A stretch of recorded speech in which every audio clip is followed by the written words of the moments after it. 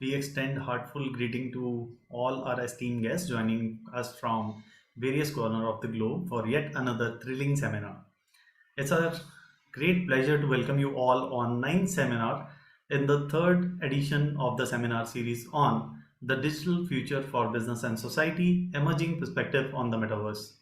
I, Dr. Vinod Kumar from Symbiosis Institute of Business Management, Pune, and Dr. Annabel from University of London are truly honored and privileged to lead this exciting event as moderators.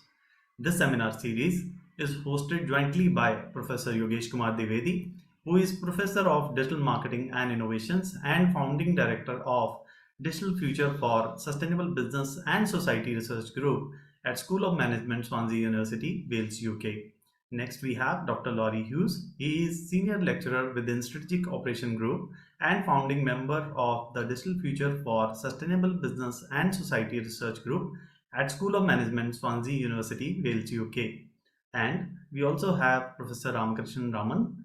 He is currently Director, Symbiosis Institute of Business Management, Pune, Dean, Faculty of Management, Symbiosis International Deemed University, Director, Strategy and Development, Symbiosis Group. Our entire seminar series is jointly supported by Digital Marketing and Analytics SIG Academy of Marketing, Grenoble IAE-Graduate School of Management, a Grenoble INP School of the University of Grenoble Alpes, the E-Business and E-Government SIG Academy of Management, the UK Academy for Information Systems UKAIS. To tell you something very briefly about the seminar series, eminent emerging technologies such as artificial intelligence, blockchain, Internet of Things, and the Metaverse undoubtedly offer transformative potential for augmentation and potential replacement of human performed tasks and activities within a wide range of industrial, intellectual, and social applications. The impact and widespread adoption of these technologies is likely to be transformational within sectors ranging from agriculture, finance, healthcare, manufacturing, retail, supply chain, logistics, and utilities. This seminar series on the digital future for business and society, emerging perspective on the metaverse, will present various perspectives from a number of leading expert speakers to highlight opportunities and challenges posed by rapid emergence of metaverse. This seminar series will not only offer a timely and thought-provoking insight into the metaverse, but also its impact on the future of business management and societal factors impacted by growth, direction, and widespread adoption of this new immersive technology. Today, we are incredibly fortunate to have esteemed presence of Professor Varsha Jain, an eminent researcher, who will grace the event with her insights on the topic opportunity and challenges of the metaverse in marketing. To tell you something about our speaker of the day, Professor Varsha Jain is AGK Chair, Professor of Marketing and Co-Chairperson of the Doctoral Program and Research at MICA, Ahmedabad, India. She is an Associate Editor at the Journal of Consumer Behaviour and received her Best Associate Editor Award from Journal of Consumer Behaviour in 2022. Many congratulations, ma'am, for this.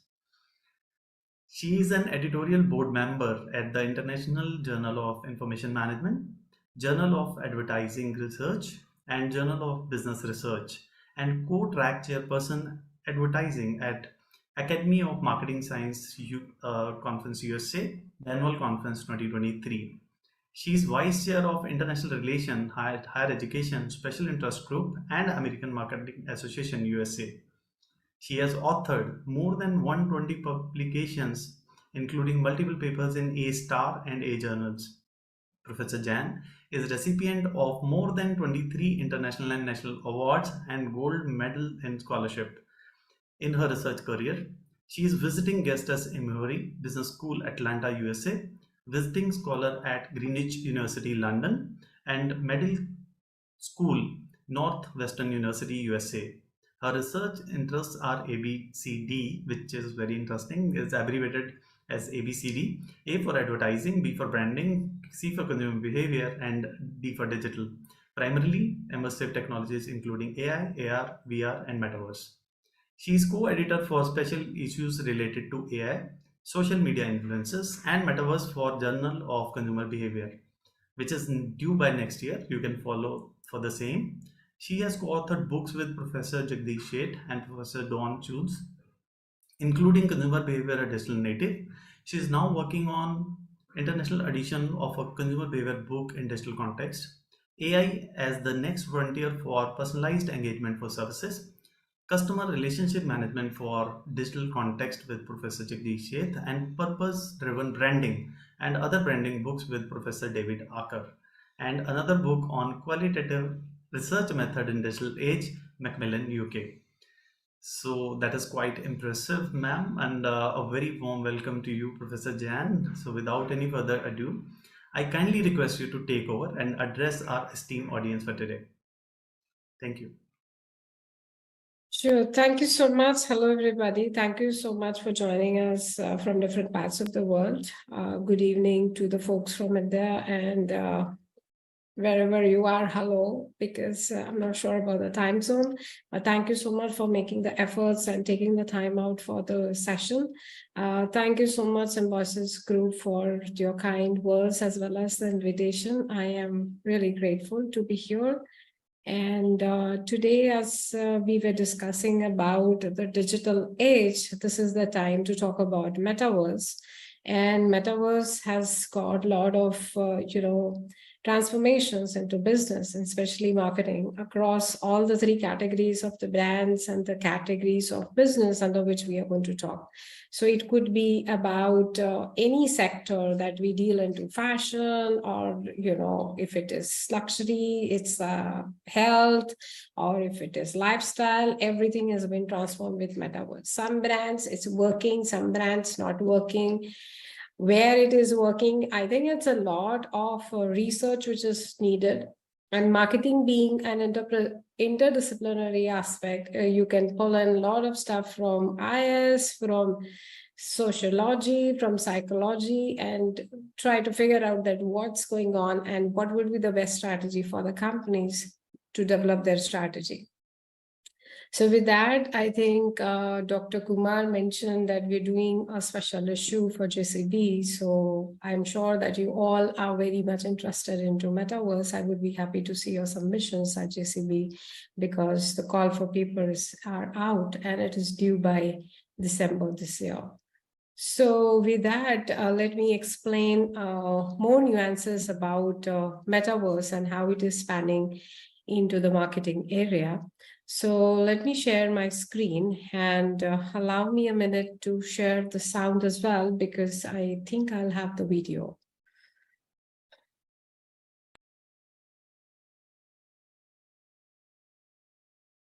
Yeah. So, It's visible, ma'am.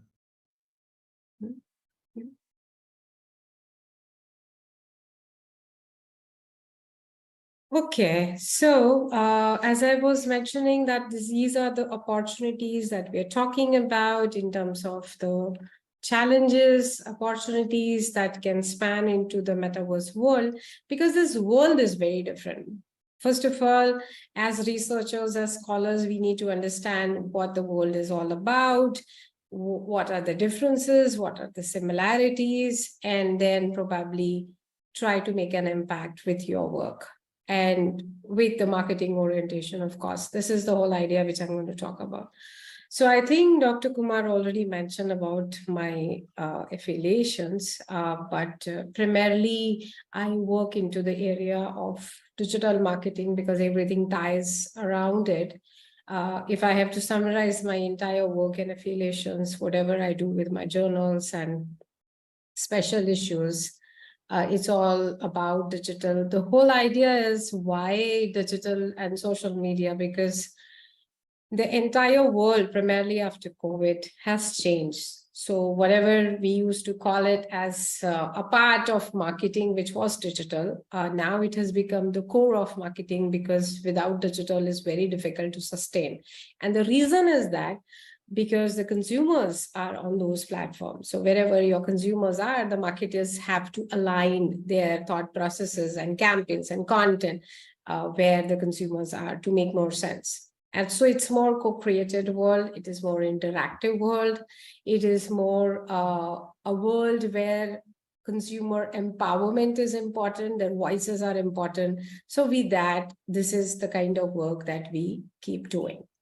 Now, if I start about how Metaverse has spanned out, so primarily it is talking about the virtual reality, augmented reality, what are the different spaces under which you work in, and why it has become so important because of the experience. So the experience plays a very important role here, because all the work that we have been doing into CB or marketing advertising, the common thread which I can tell you is coming out is about experience. No matter what you do, where you do, whether it is augmented reality or virtual reality, all the papers that we recently published within this year itself, like 8 or 9 across the journals, the common thread is about experience. And they really have to immerse themselves into the experience and make it more interactive, so that, you know, the marketer's role is what? So a lot of industry folks and a lot of people across the globe also keep asking me that you always talk about it, but then what will be our role if everything is given to the users? Then in that case, I always say that the marketer role in the digital age, primarily when you're talking about metaverse as well, is about an enabler. So you enable the environment, you ensure that their voices are being heard, they are able to co-create with you as volunteers, because what they feel, what they relate, what they are connecting with the emotions is very important to be captured by the marketers. So I think the users, and I'm not even calling it as consumers, because I think IAS has given us more wide term to be used, which is user, because I don't know whether it would be a consumer or a customer or maybe someone else or prospective customers. We have so many categories under which we work in marketing, but it could be a user, to be very simplistic. And it provides a very diverse platform which has very different type of customized avatars. And here is an interesting story about it, because one story which is coming out again from the work that we've been doing is that I have the avatars on Metaverse at different places in the digital space, because I'm not able to portray what I am in the real world, which is true. For instance, when we were doing a research on housewives in India, which is a very patriarchal system, and they have been suppressed of exposing their voices and talking about their feelings and cognition, they all said that we have all these avatars coming up in these spaces of metaverse because they derive pleasure. And the reason is that their social needs are also being covered by these platforms. And so it means that the avatars which have been developed by different users have different objectives. So it could be that what I'm not able to fulfill in my real world, I'm able to capture that in the metaverse. And then we also found through Gen Y that they said that no, that is also not true. Our studies found that, okay, whatever we are, we portray the same avatar when we go in metaverse. So those are certain aspects, contradictory sometimes because the demographics are different. And it is not only about demographics, because now in metaverse world, it is more about lifestyle. It is about psychographics. So you actually develop the behavioral segmentation to understand what is the user trait emerging from it, because it's quite contextual. A person who is wanting a particular set of product right now, which is for India, for instance, evening time on a weekday would be very different for the same user or a person or a consumer on a weekend morning. So the personas are changing. So when the personas change, you need to customize. Now, the technology plays an important role. When you are on Metaverse, these all things becomes very important. And we talk about Second Life, and we talk about so many other aspects where the brands like, Revlon has already been using it. And there are a bunch of other brands who have been using Second Life a lot, because again, it reflects what people want to see themselves. And as a brand, you amplify that.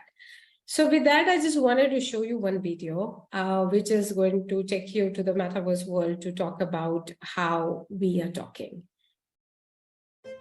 Some people say the metaverse will only be virtual. But one day, this lecture hall will be made of code. And though they're virtual students, what they'll learn together is real. A surgeon will be able to practice as many times as needed in the metaverse before laying her hands on a real patient. Being able to explore a spacecraft is one thing, but the metaverse will let us go farther than any rocket can take us. In the future, students will be able to take a field trip to ancient Rome. And young artists can learn from a masterpiece. Farmers will one day use augmented reality to help ensure the best yields. And urban planners will be able to model traffic solutions to help decrease commute times. So while the metaverse may be virtual, the impact will be real. So this is the whole idea of metaverse, which means that what we were not able to do earlier, now we will be able to do it very seamlessly. And I'm sure there are a lot of students who will be excited to see that how it is going to transform the learning as well. So, metaverse is going to transform everything as we move ahead. So what it is exactly, it's basically an immersive 3D virtual world where we talk about the users, as I mentioned, the different aspects of a digital platform that merges from the physical world, and where people can actually shop, work, play, learn, anything which you can do. And the whole idea we're actually about to submit a paper on metaverse, where we did the field experiment, and we found that it's about the social presence that enhances the experience into metaverse, which was not there in other technologies. So why are we discussing so much and why it is so important for marketing? So if you look at the figures, it's like skyrocketing figures which we see. And even in 2027, it is going to span out. But the spanning out of the growth and the figures that you see on the slide is also telling us that is that about a particular set of people, as I was mentioning, because every day we also get the news along with the numbers to say that metaverse is not working, or those companies are not ready to invest in it. And the reason is that because there are a set of people who are immersing into it, and there are a set of people who are away from it. For example, if you talk about Gen X, traditionalist, and all those category of demographics that we have in the world, they are not so much into metaverse, which they should be. But Gen Z is primarily into that world because that's how they grow up and that's how they are being oriented towards technology. So it's very easy for them to get into metaverse. And so the whole idea about marketing and branding is that only for the awareness, or you can feel the brand, the brands can give you vicarious pleasure. Now that is something which is quite interesting, because what has happened over a period of time is that I don't want to experience everything by myself. And that is where the Gen Y and Gen Z works, which says that if someone else is doing it, maybe in a virtual world, I don't mind getting that experience, which is where they get the vicarious pleasure to be part of that entire, journey. So this is again going to tell you what exactly I wanted to say with some videos, which are very short videos, which I'm going to play so that you understand what I'm saying. So I'm playing that for you now.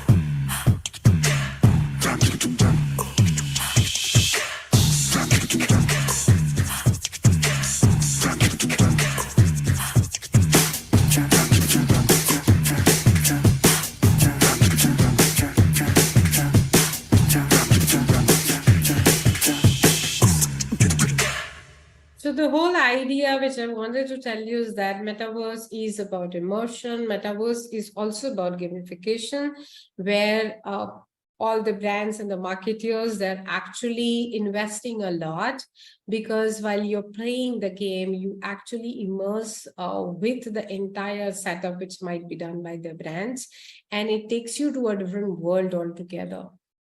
So that is the whole orientation. And you saw the other aspects which I already spoke about, which is about shopping and other aspects which are very important in Metaverse.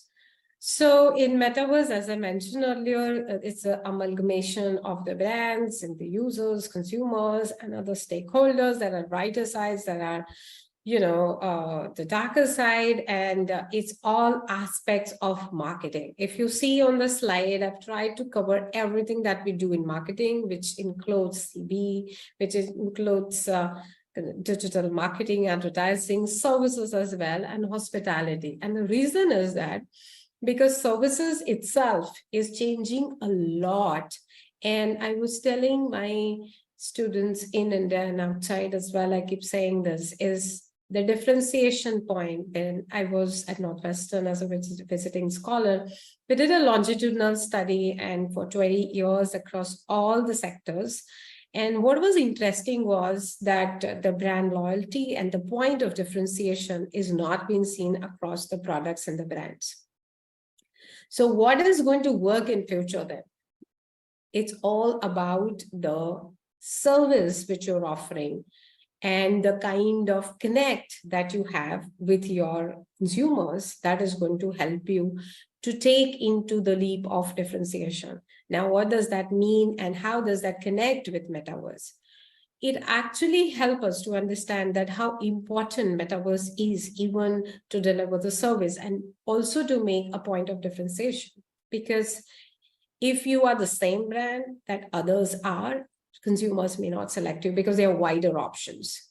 Look at the options that we have, even for a small product like a shampoo, right? We have like 15, 20 products, 15, 20 brands, different categories, and so difficult to make a choice.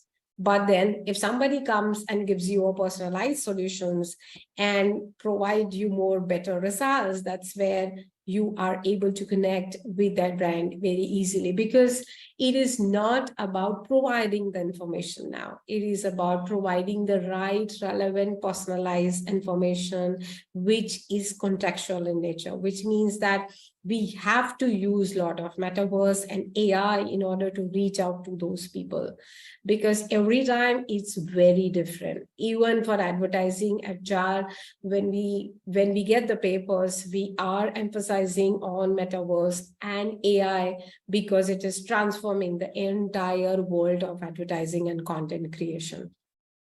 So that is something which is very important. Now, if I have to tell you what are the opportunities and the challenges, as I said earlier, is the immersion, is the experience that people want to pay for. And the good part is people are ready to pay higher amount of money, even in the Asian and emerging markets, where it was said earlier, including my own papers 12 years ago, that it is about price consciousness, but now we talk about value consciousness because all the people have scaled up and they are talking about that I can pay higher, but then you provide me the experience.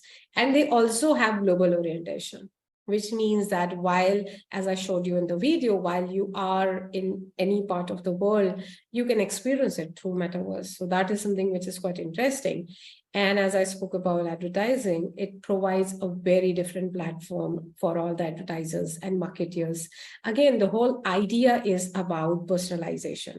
And here I also wanted to mention that there are a lot of opportunities which we talk about the communities. As you saw in the video, NFTs are coming out in a big way, and social media influencers. I think that is something which is quite interesting. Since a long time, we are talking about, celebrities and celebrity influencers and macro influencers whom we know. But now what we have found in our studies is more relatability is being developed through micro and nano influencers, because people can relate with them quickly. That's how you will see the avatars in the metaverse as well. So those are the opportunities which have come up. Now, the challenge is that every user has got their social background and cultural background and their preferences, and there is always a debate which is going on in the entire world, including what should be personalized and how much should be personalized so that you don't cross the line of privacy for the users. I think that's very important, because while I was in the US in the month of April as well, there was a lot of discussion even at AMS, AMA, every time we discussed that where is that threshold for the marketers to say that, okay, this is where it has to stop. And I think that threshold, what after a lot of discussions, debates, and research, which we've been constantly doing into different formats, including Metaverse, what we found is determined by the user. Now, the user is having those social traits or cultural traits, and they come from different backgrounds. That plays a very important role while you're determining what needs to be personalized and how much needs to be personalized, because the empowerment is to be given to the user. So that's how the metaverse also works.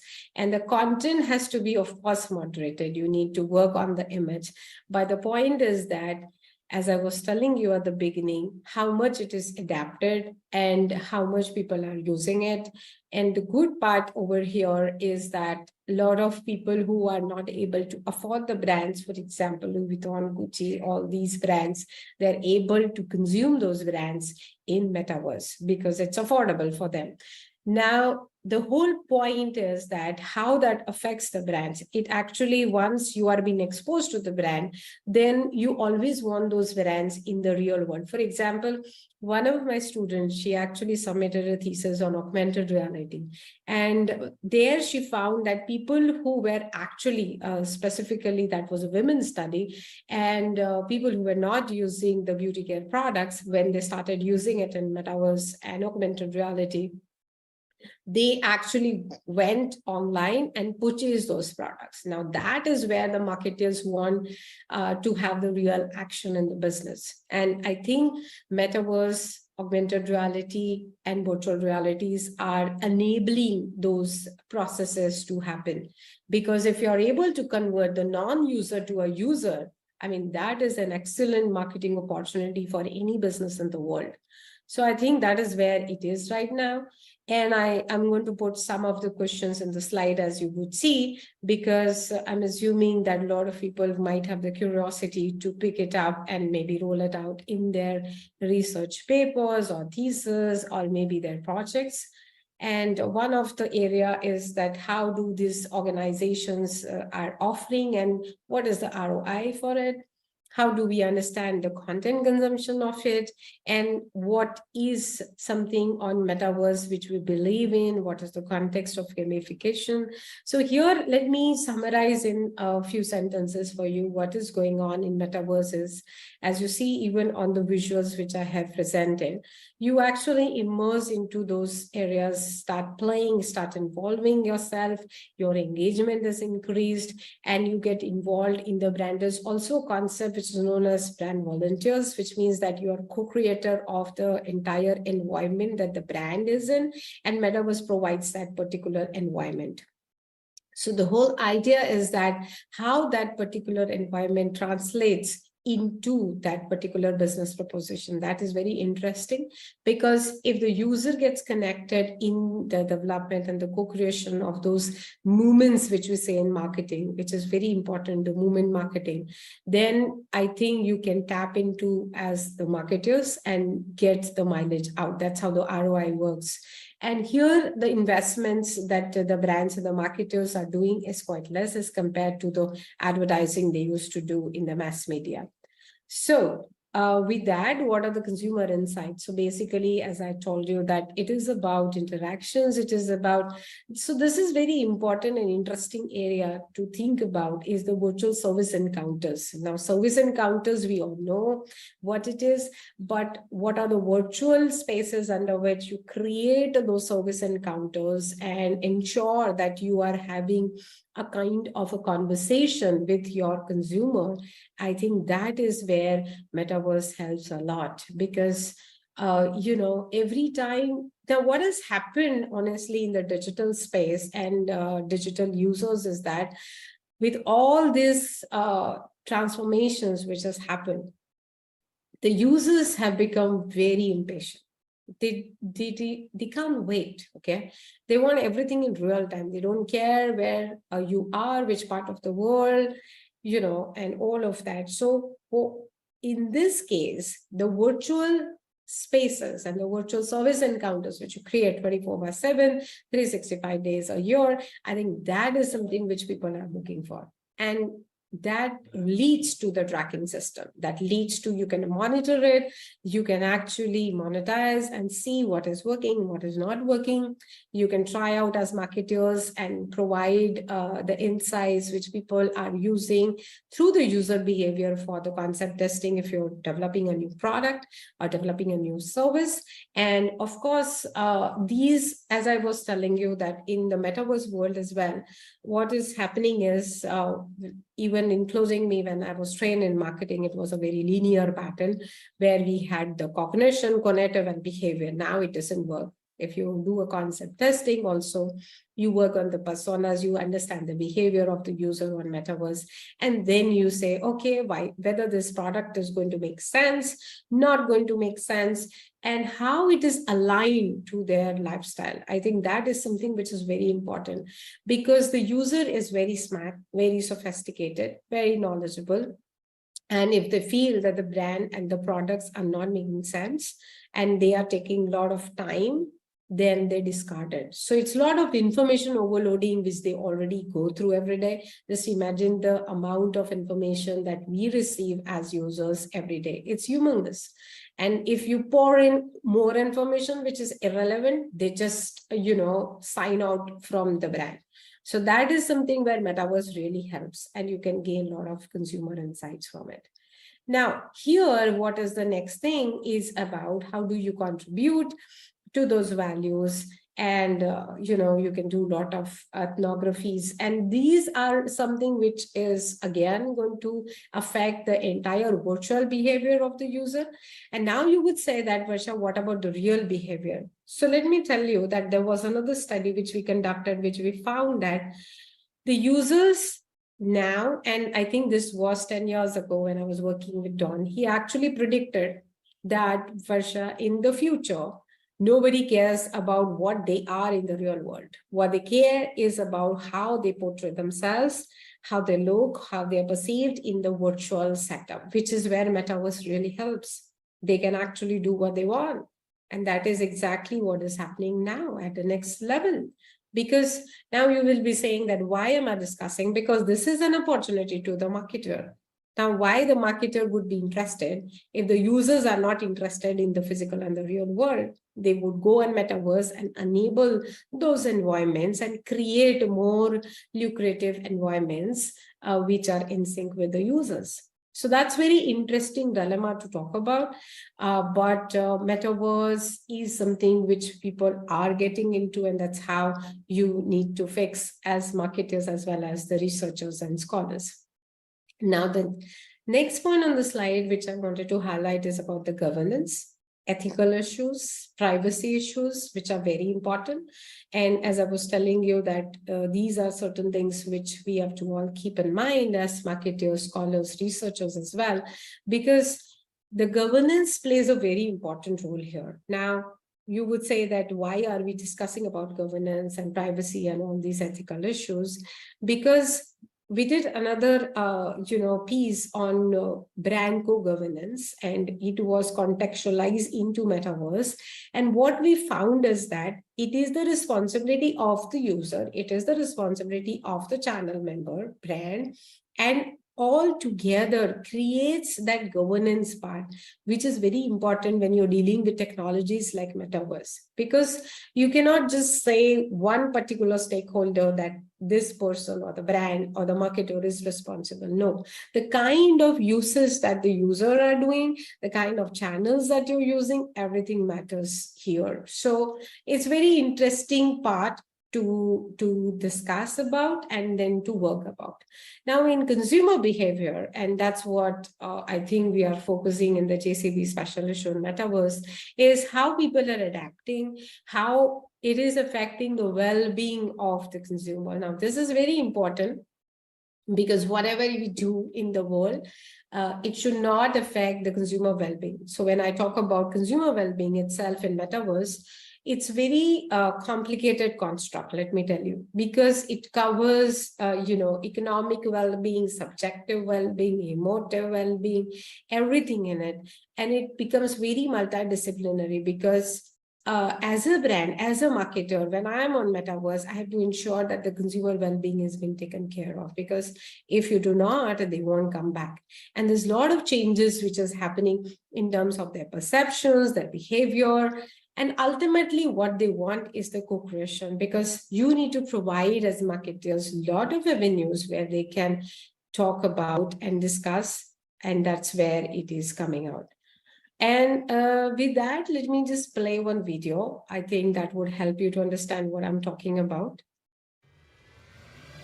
Welcome Semblance, the fashion's entry to the Metaverse. Let your audiences immerse themselves with your brand like never before. Explore your product offering, engage with your brand stories for the season, and interact with unique touchpoints. It allows for brands to celebrate their own identity, all powered by advanced technology and inspired gamification. The future of brands, new generation solutions, and gamification is here. The Semblance is another avenue where it provides a technology-oriented environment in Metaverse, where consumers can actually discuss, share, and do all the activities they want to. So in terms of the academic organizations and what we have done in the CB area, these are some of the snapshots which I have taken from our publications and the work that we've been doing about. So it is a Metaverse environment under which the user is working. There's a technology and there are social elements. Now, if you see, the social elements are also connected to the decision making. And what is transformed into the entire segment of marketing is how people process information and how do they make the decisions. So now that is equally important, because you're making the decision with stimulus, which is multi-sensory avenues that you provide in Metaverse. I think that is something which is going to make transformation completely in the decision-making process and how information is being processed by the users. So the whole idea is, again, we're doing another round of study with one of my colleagues at IIT, and we're running field experiments to understand that what type of different sensors which you see here is actually working into the multisensory aspect of Metaverse, and how that they connect with different kind of products with an understanding about whether it is men, women, or any other demographic that we talk about, because that has a significant influence and impact on marketers. And that's how they would make the investments. So here we again talk about design thinking, and it is about the user interface that you provide on Metaverse. If it is really easy, it's very good for the user to get in, and it is where you get the mileage. But if it is complicated and, they have to follow a lot of steps to get in, they're out. Because, any complex situation which has been given to the human being, specifically Generation Y, what we have found is that they just go away from it. And the reason is that because the processing of the mind, which is where we come up with System 1 and System 2 theory, which talks about how the decision-making has been taken care by the users, then in that case, they are actually not using their minds, but actually they want the technology to help them, to enable them to make the decisions. So what we found over there in that research was also that System 2 is not working, but they have a proxy system too. In this case, the proxy would be Metaverse. So they need proxies like social media, they need friends, they need social media influencers, they need metaverse in order to enable the decision-making process, which also leads to another argument. It says that they are not using their cognition, they're not using their mind in decision-making process, which is really scary, because as individuals, as human beings, if you're not taking your decision by yourself, then that's where it scares us as a techno social scientist. So that is the whole idea of consumer behavior and metaverse. And then again, there are a lot of different type of, as I mentioned, the negative and the positive motives which are there. Now, in digital marketing, primarily the metaverse works into the communities, and that is something which is the social presence, which I was talking about. How do they connect with NFTs? How the NFT buyers and creators are developed, and how it connects with the human influencers and virtual influencers. Now, that is something which is quite interesting, because a lot of people in the world, including the US, they feel that influencers, when they are virtual, we also call them as social robots, they actually work very well because they don't have judgments. Human influencers to judge us, which they don't like, and they can shut them off, they can drive them the way they want. So again, there are two aspects for it. One is that, okay, they can actually have control on the influencers because they can set it up by themselves and they can run it.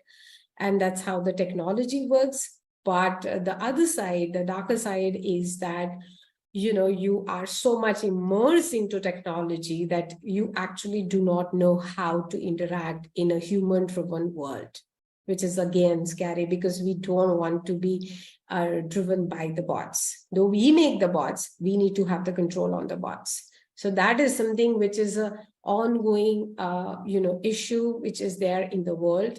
And I was again in the US, I spend like 2 months every year. Every time you and at AMA, we discuss about this, and this is something which is very important aspects, including the metaverse, that where are we heading as human community?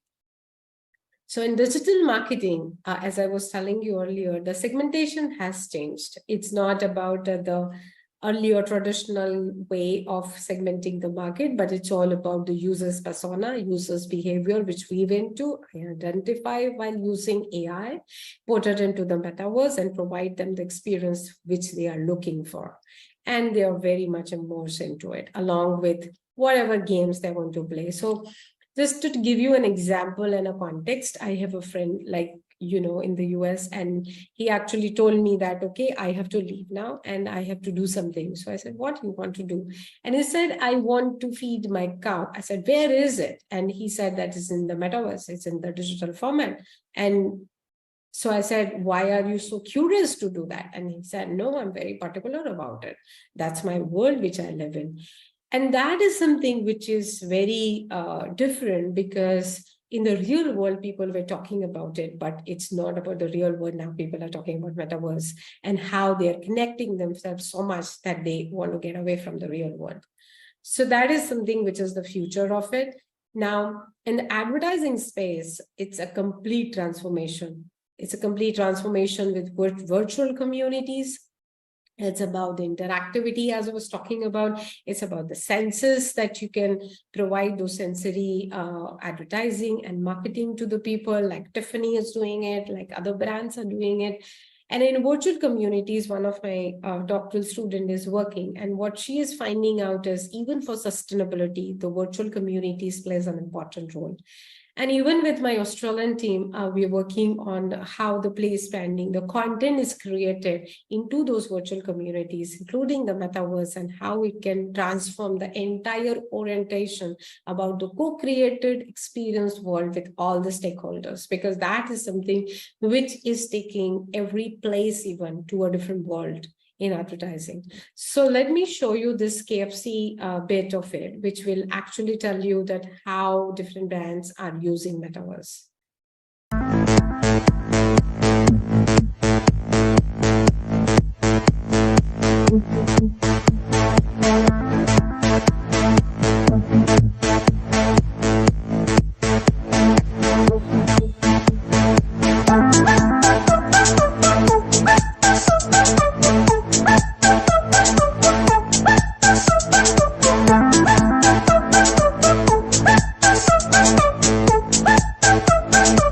So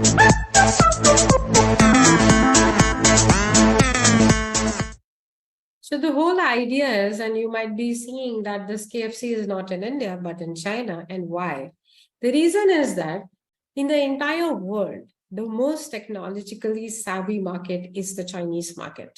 It's far ahead of the UK, it's far ahead of the US, and they are into a different leap of technology altogether.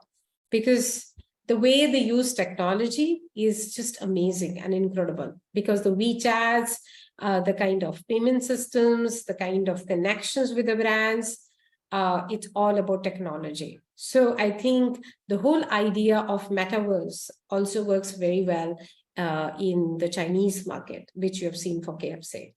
So besides that, we talk about the sensory elements, there are brand equity elements, there are a lot of elements that are connected with the stories of the brands and the tactic environment under which the brands are living. So probably it could be short-term, objectives that the brands want to acquire. That is also through Metaverse. And I mentioned about brand equity because that involves everything, which starting from your brand awareness, then your brand recall, brand loyalty, brand perceived quality, everything. So whole idea is that how do I portray the brand on Metaverse? I think that is something which is very interesting, and we'll see how it is panning out.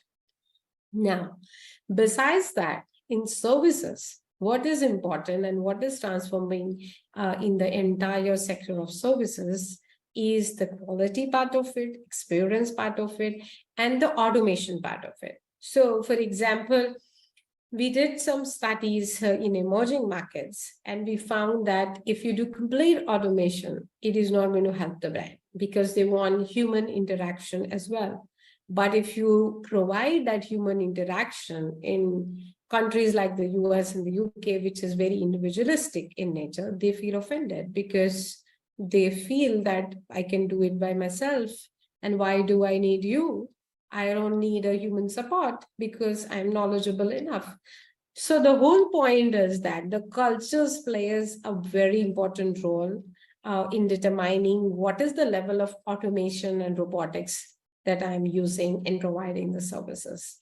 And that also leads to the innovation.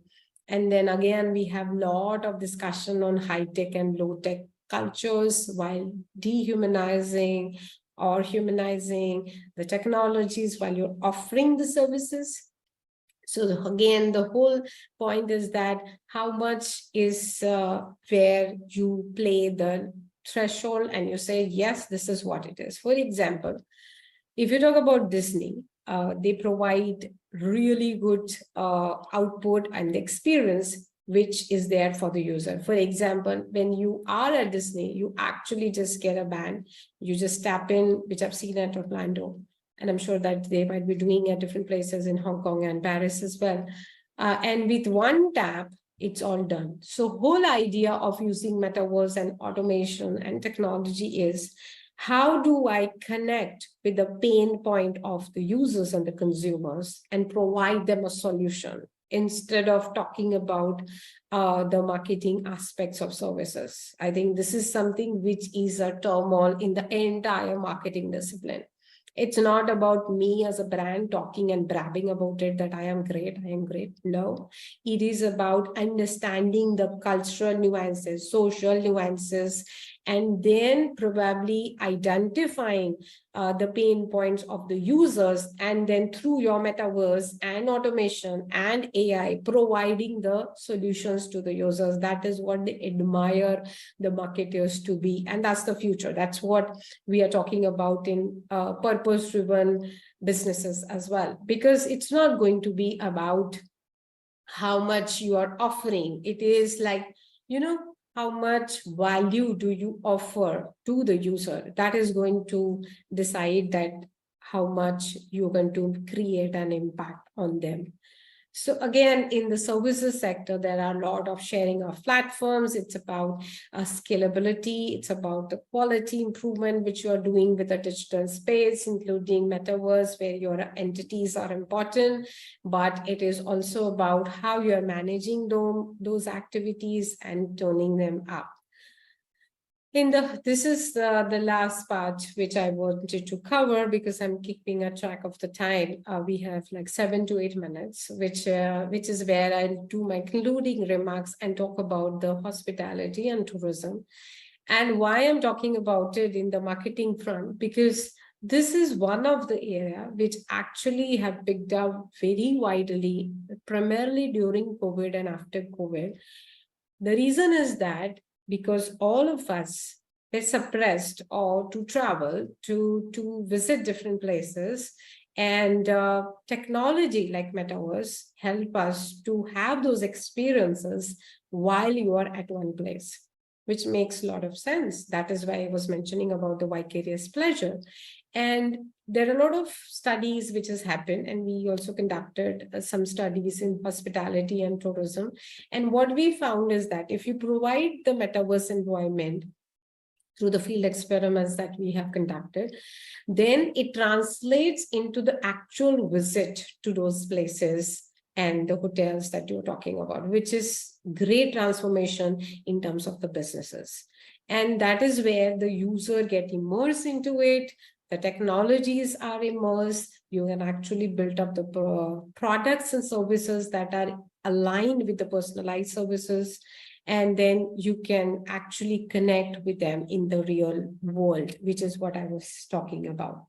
And the other thing which is also important is about the real-time feedback with the users keep giving, because that's where the entire metaverse works into. And in the real-time feedback, you can actually talk to the brand and discuss and talk about your own views, and you can capture your emotions while you are in metaverse, because that is where in my previous slide, as you've seen, we capture the consumer insights, which help us to improvise the product and services in metaverse constantly. So that is something which is very interesting. And then before the physical visit, during, after, if you see, it can be 3 stages under which you can work. You can talk about the services which you were not able to visit. Then you can talk about the environment under which you are working with the games that we've discussed. During the visit, a lot of technologies can be used. So for example, even in the US, besides the hospitality, it is the entire retail which has changed. It is not about the store. Now we're talking about the studios. Now, what is a studio? It's all about metaverse. It's all about technology. And then what you are doing as a marketer, you're enabling that environment, ensuring that people go through those kind of experiences, and you're enabling those technological touch points which engage them into the kind of experience they are looking for. And even most of the marketing transaction ends that, okay, my deal is done and I'm done with you, which is not a right form, because most of the brands there are in the world which talks about, like Harley, they will say, no, this is the beginning of a new journey. This is where the intersection happens. This is where it's not about transaction, but it's about the community development. Now, why I'm discussing that? Because that plays an important role in metaverse, because you can be always connected with those people.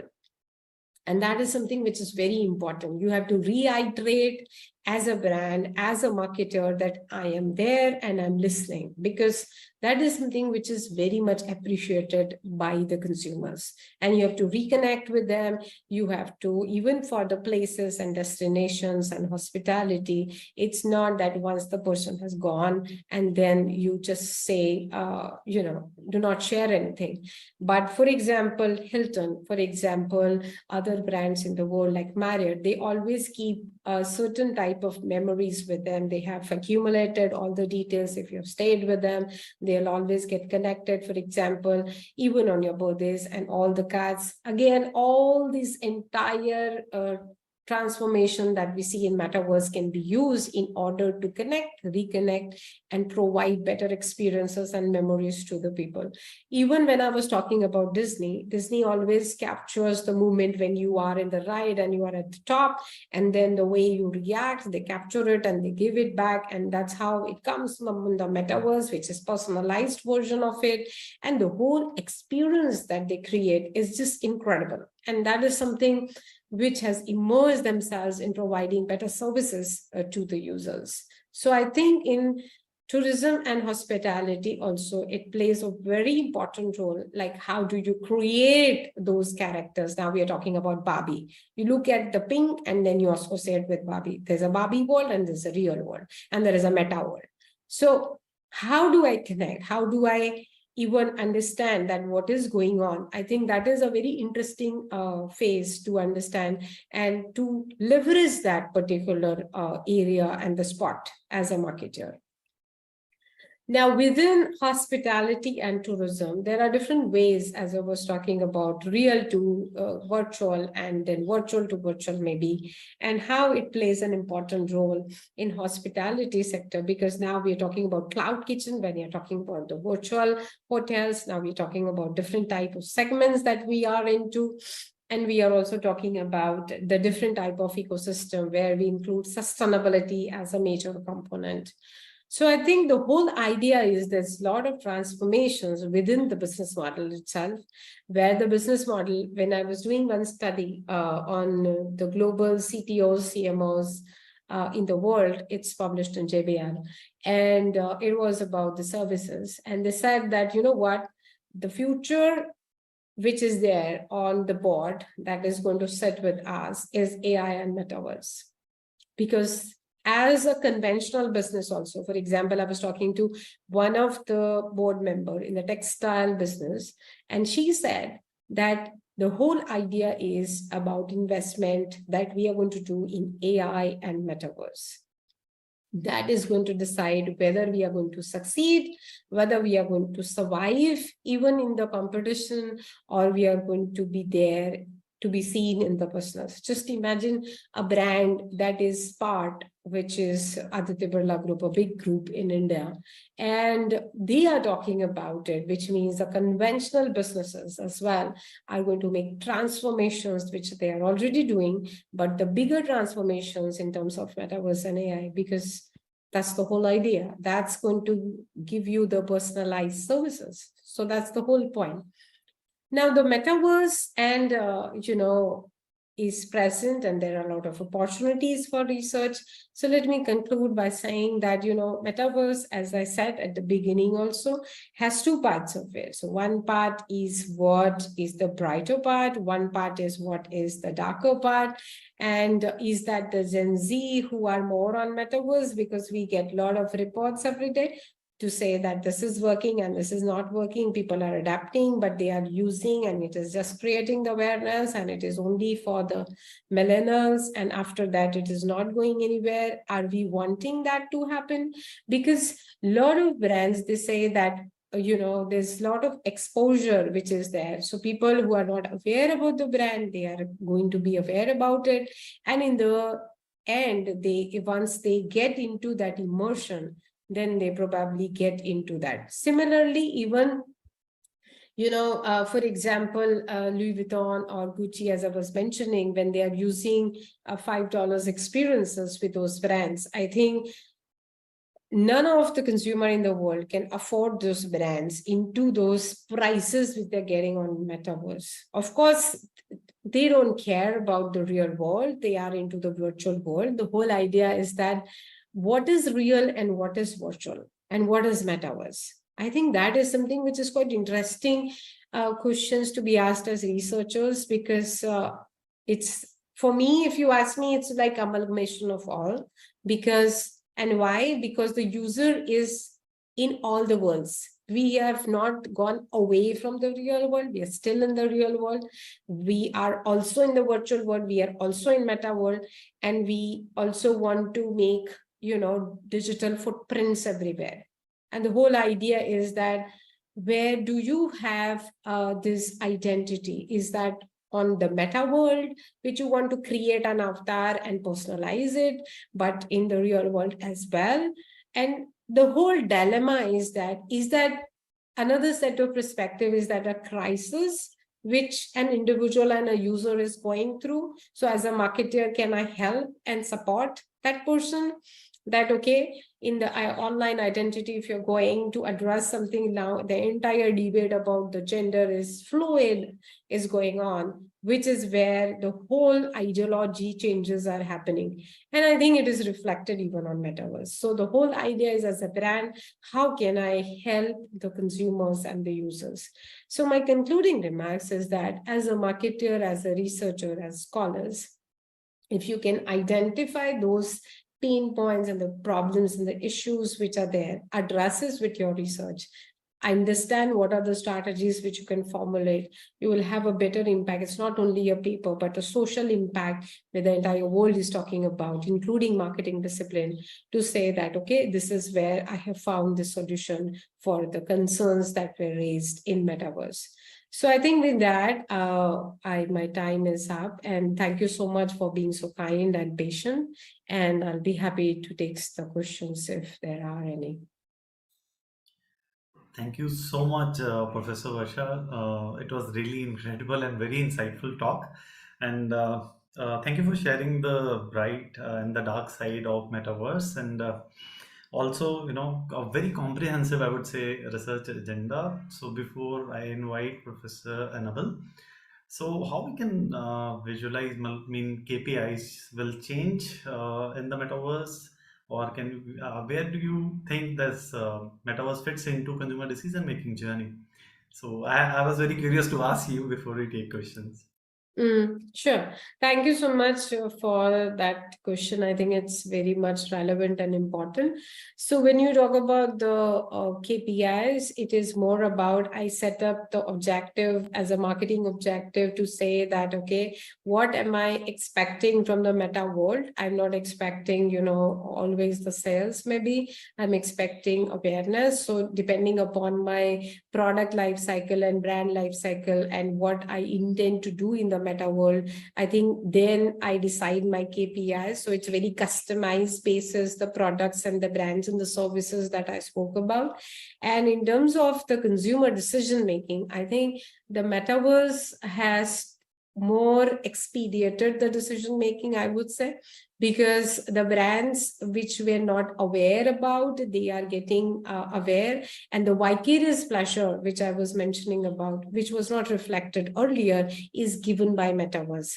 So what happens is that when you have vicarious pleasure, that you saw the video which I just played for KFC and other brands, I'm sure McDonald's is doing it, every brand in the world is doing it. Then in that case, what happens is that if the meta world is already imbibed in my memory, then I work with my long-term memory. My decay effect reduces.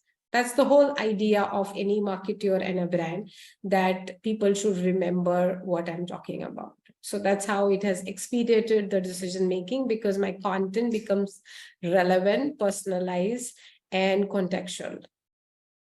Right. Thank you so much. Professor Yogesh joined, and he has to leave because of a meeting, so he conveyed his warm regards to you and also apologies for leaving the meeting. So with your kind permission, I would like to invite now Dr. Annabelle, who will take Q&A, which are already there from the audience. Professor Annabelle, please go ahead.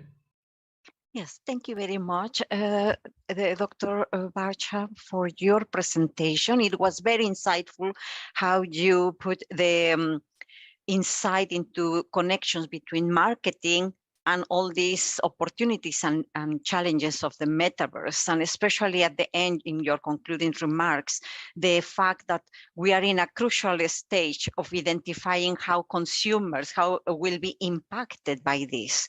So we have a huge responsibility to really understand the impact of introducing this while we are creating the metaverse. And I want to start with the questions. We have plenty, and I have many, but let me start with our the questions that we have in the chat at the moment. And the first one that we have is, how do you run experiments for the research in the metaverse that are publishable?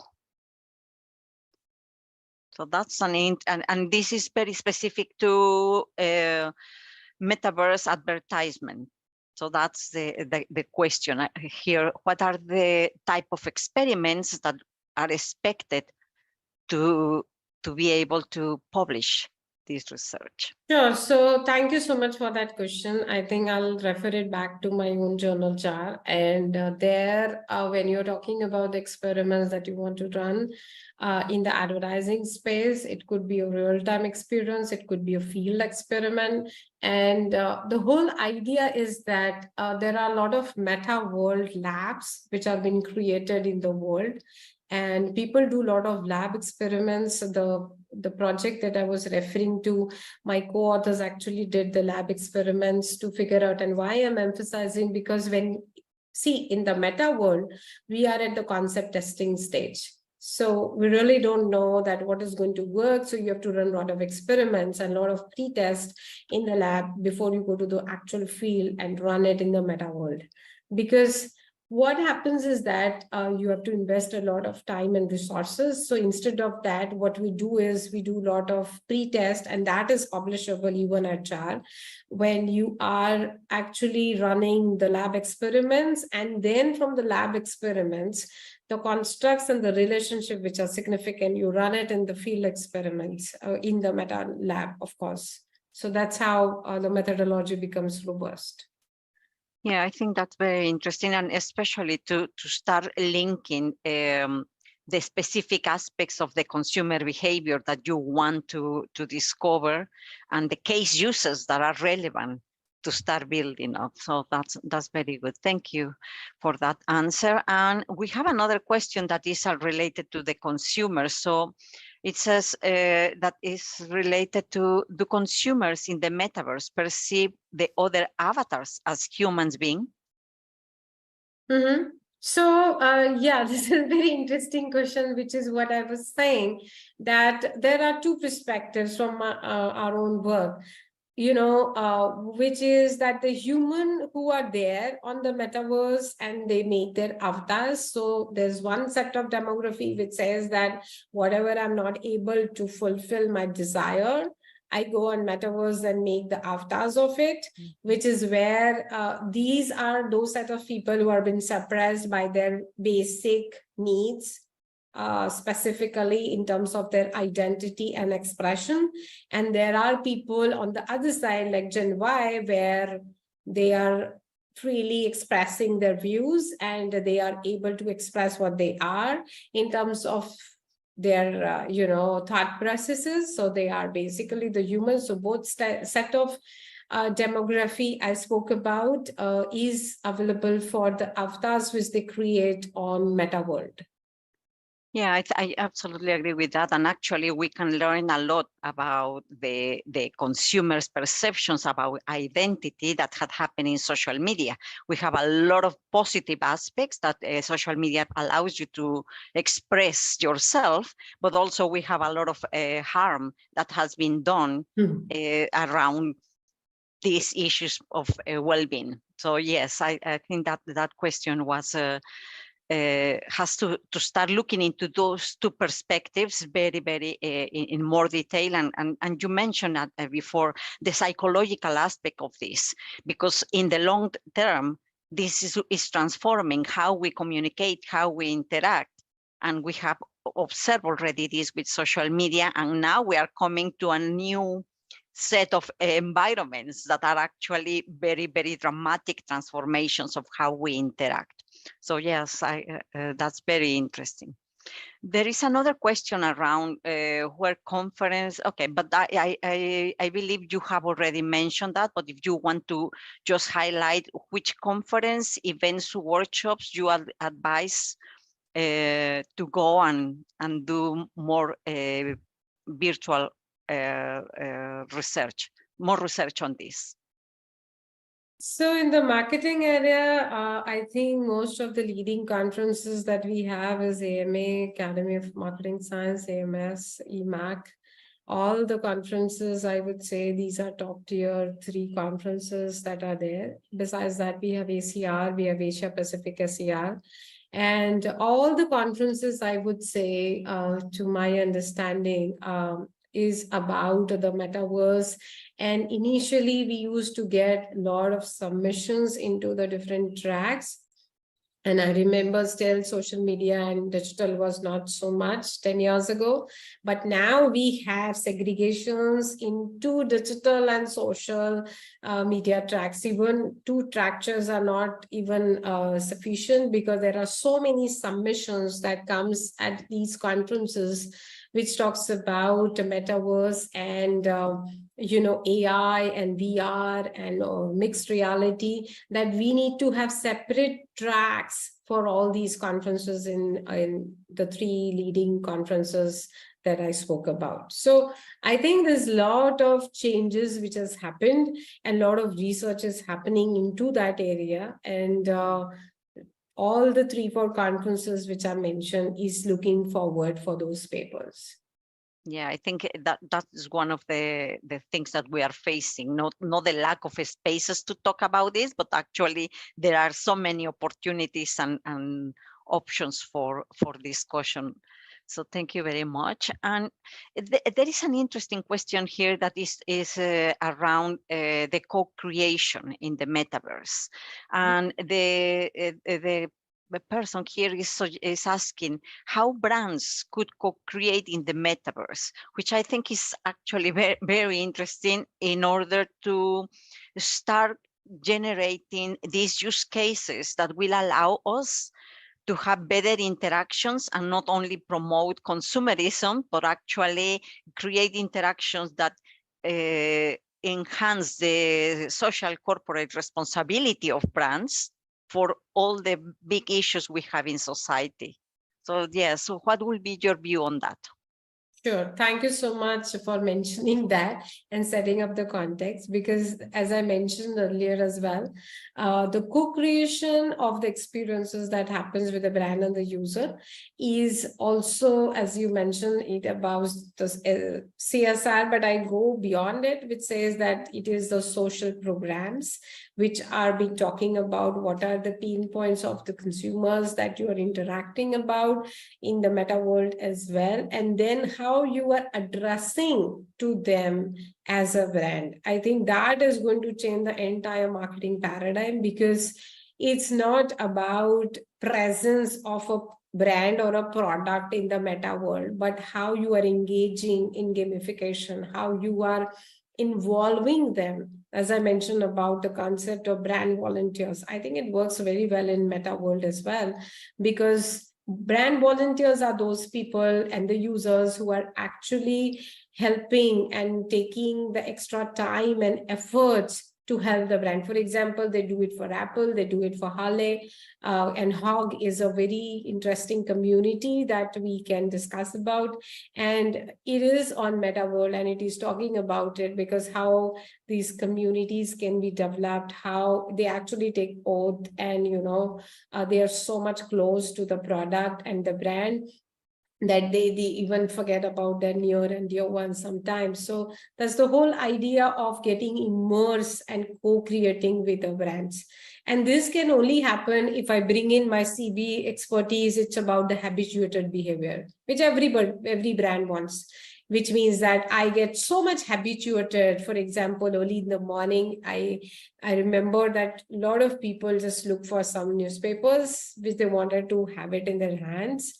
And now it's about the apps. So you go on the app and a lot of people do share trading and they want to see the share prices every day. So the formats and the channels have changed, but you are habituated to it. You need a coffee in the morning or a tea. That's a habitual behavior, which is where the brands comes in. And yesterday we were discussing about how Nescafe went to Japan, which was a very tea drinking market, and then how they transformed it with coffee candies, which is again coming into the metaverse and changing the entire paradigm of kids and teenagers. So it's a very interesting space to co-create with the users.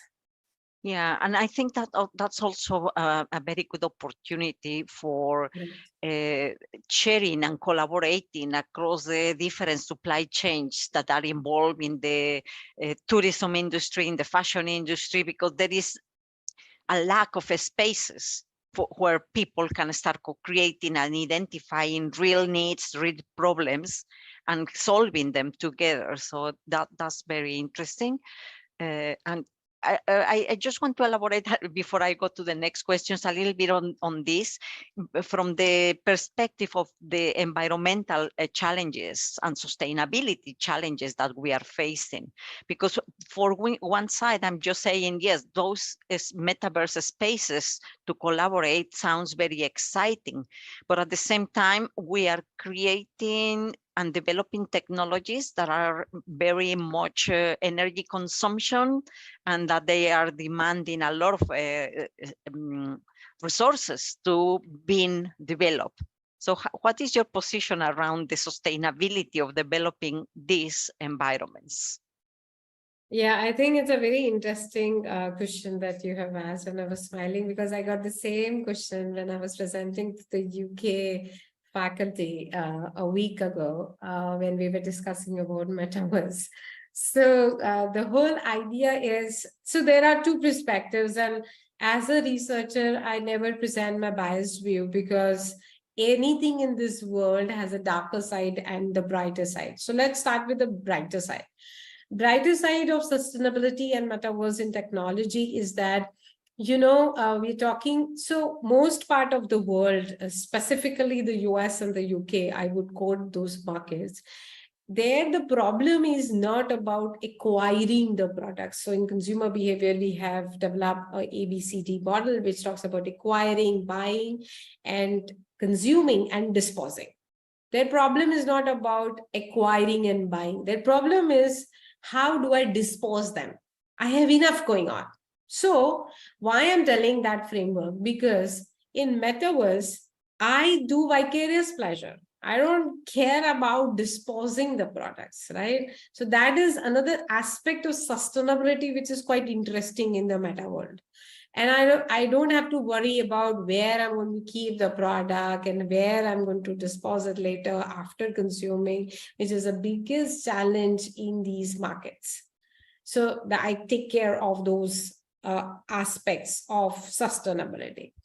Now I go to the the darker side of it, which says that sustainability is important, but then there are different ways under which you can take care of that, and how does metaverse would help. Because again, in metaverse, you would say that, okay, you have the vicarious pleasure, but you don't have the real pleasure of acquiring these products and consuming it. So again, sustainability plays a very important role, and we're doing some bunch of studies in the UK market to understand that how the trash, which has been shown in the 3D effect of meta world, how that is having an impact on their actual behavior, which is again relating to the question of your sustainability.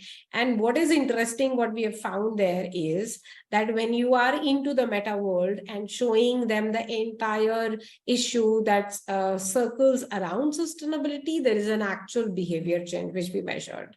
So that is something which is quite interesting if you use the technology strategically to change the behavior of the people. But again, it has dual sorts. It again depends upon the brands and the usage part of it. But if you do it right, for example, Coca-Cola, they've done a tremendous work in terms of sustainability and plastic usage and making aware of the people about it. I think those are the brands where they understand the meta world, they understand technology, they understand sustainability, and they'll make entire impact on the society.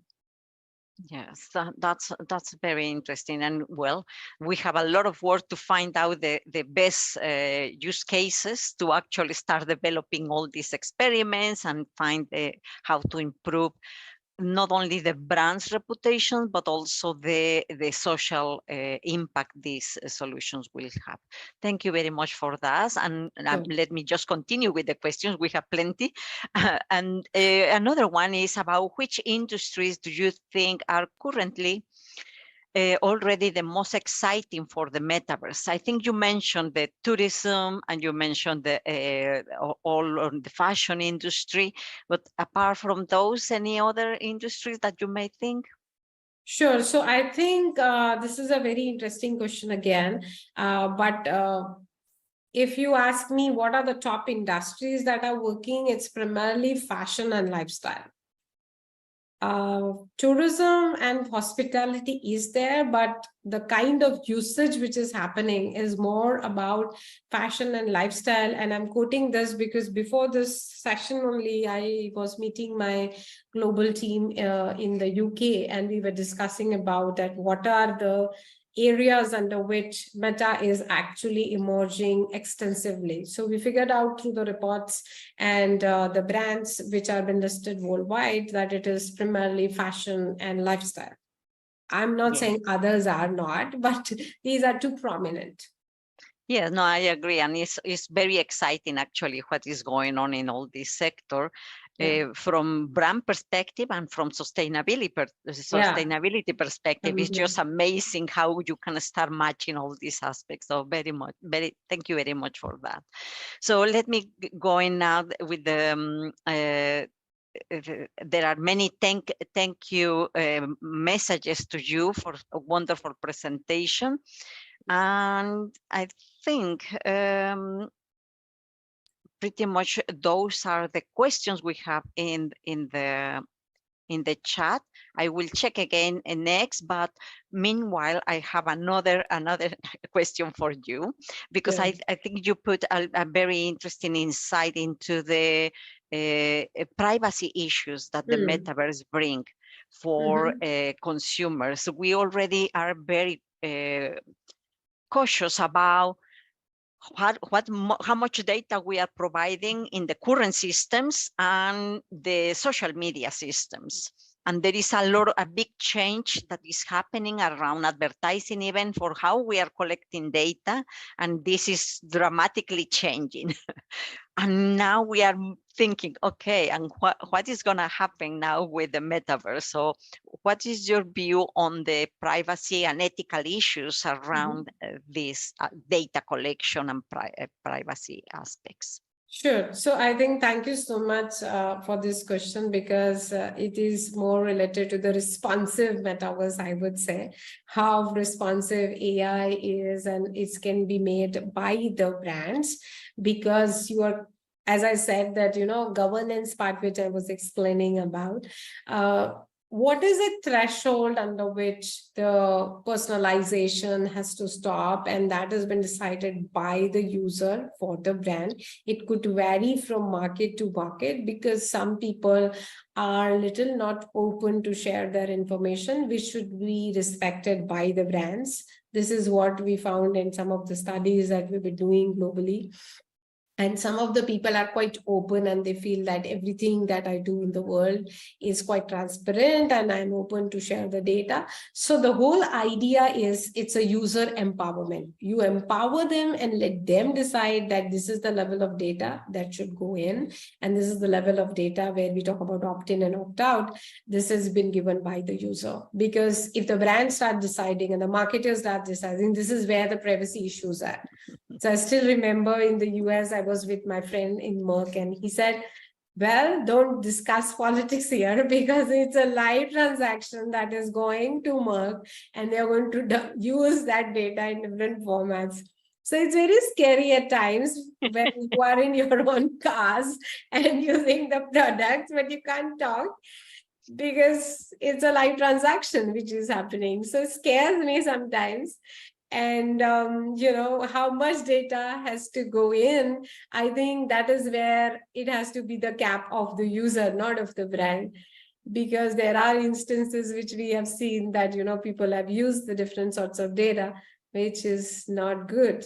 Target has done that in the past. Absolutely, and actually, it's just super scary about reading the privacy policies and the actual practices that are happening in many organizations. And you mentioned something that I'm very curious, and maybe you can elaborate about that, because this is also about the type of regulations that the countries have and the cultural aspect. So you were mentioning, for example, that in China, they are having an amazing way of how they are using all these technologies. But we know that in there, the system is very authoritarian, and hence there is no, citizens don't have this concept as we have in other countries about the privacy. Well, what privacy? We have to disclose everything. So that is key difference between many cultures, that type of governments and type of regulations that combined makes this a very complex aspect. I agree with you, because I think what you have added is the geopolitical aspect of it, which I think is a macro level factor. Besides the user aspects, which I spoke about, the social and the cultural aspect, there is a geopolitical aspects to every user that, you know, we are talking about, whether it is from China or the US or Korea. Or any part of the world, you have to follow those norms, and those are the governance norms under which the users have to operate, because they're part of that particular geographical location as the user when they are operating. So I completely agree with you, but I do not touch those parts because those are little sensitive areas to talk about. But yes, at a macro level, it plays a significant role, because you determine the laws and the governance around my usage pattern, which again spans out in the metaverse, that how will I span out into those worlds as well? How much expression of freedom do I have as a user?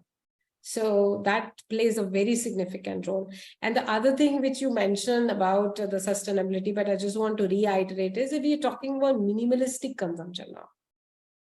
Yeah. So that is where again metaverse would help, because, you know, I don't want to see all those products in my house, but then I'm happy to have vicarious pleasure in the metaverse and then let go. Absolutely. So that's a mindset change completely.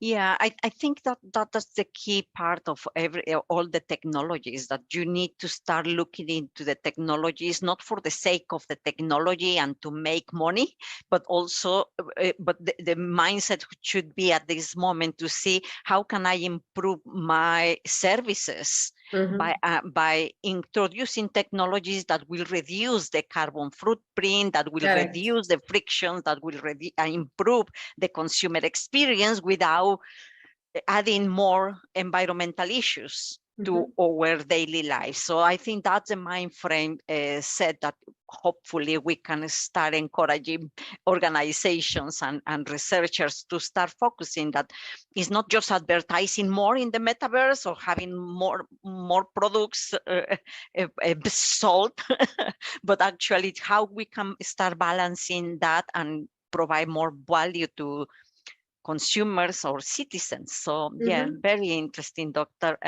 Barsha, and I really thank you for all your insight. It was very, very comprehensive, and I think we don't have any more questions. So the only thing for me is to say thank you very much, and going now to Peanut Kumar, please, to Thank you close so the much session. for Thank you. taking all the questions and very patiently answering all the questions, Professor Varsha Jain. And now we comes to concluding this session. So we would like to extend our sincere gratitude to Professor Varsha Jain for gracing the event with her valuable insights during this enlightening session. So I also want to express my heartfelt thanks to Professor Yogesh Kumar Dwivedi, Dr. Laurie Hughes, and Professor Ramakrishnan Raman for conceiving this idea of seminar series and providing us with this exceptional platform to discuss this theme of emerging perspective on the metaverse. Many thanks to Dr. Annabel for being there today as a moderator. So a special thanks to all our esteemed guests who joined us from various parts of the world, contributing to enriching discussions today. So lastly, I would like to express my appreciation for Mr. Rajesh and his team for unweaving IT support, so ensuring the smooth functioning of this entire event. So link for next seminar is already posted on the chat. So as we conclude our current gathering, I'm delighted to inform you all that the upcoming seminar is scheduled on 13th September 2023. We are honored to have Professor Emmanuel Moghaji from University of Greenwich, London, UK, who will be sharing his valuable insights on the topic advertising and media planning on the metaverse, a theoretical primer for advertising research and practice. So kindly make a note of this date on your calendars. Thank you all for your participation today. We eagerly anticipate your presence in the next seminars too. We wish you all a wonderful time ahead, all of you. Thank you very much once again, Professor Varsha, Dr. Annabelle, and everyone. Thank you.